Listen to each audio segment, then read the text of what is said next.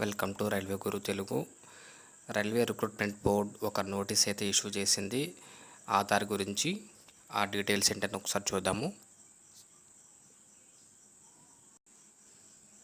ఇక్కడ ఎవరైతే రైల్వేకి అప్లై చేస్తారో వాళ్ళకి ఒక అడ్వైజ్ అనేది ఇస్తున్నారు. దీని గురించి అంటే ఆధార్ వెరిఫికేషన్ గురించి. ఏవైతే ఇప్పటి వరకు సెంట్రలైజ్డ్ ఎంప్లాయ్మెంట్ నోటీస్ ఏవైతే ఇష్యూ చేశారో వాటికి మనకి ఆధార్ వెరిఫికేషన్ చేయడం వలన ఎగ్జామ్ సెంటర్ దగ్గర మనకి ప్రాసెస్ అనేది త్వరగా అవుతుందని చెప్తున్నారు. ఇక్కడ వెబ్సైట్ మెన్షన్ చేశారు.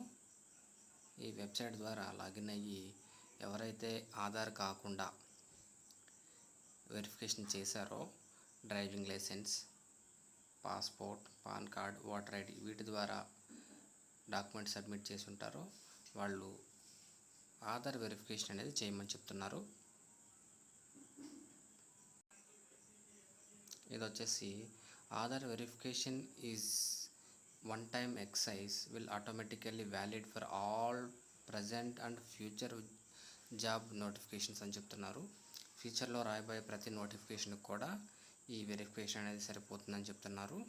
అలాగే ఇక్కడ RRBs will not save or share Aadhaar details అని చెప్తున్నారు. థర్డ్ పార్టీ ఎవరైతే ఉంటారో వాళ్ళకి మీ డీటెయిల్స్ షేర్ చేయము అని చెప్తున్నారు.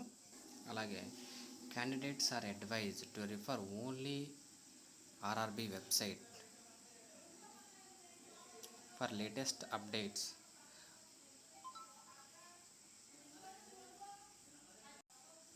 అనాథరైజ్డ్ సోర్సెస్ ఏవైతే ఉంటాయో వాటిని నమ్మొద్దని చెప్తున్నారు. ఇది ఒకసారి గమనించండి.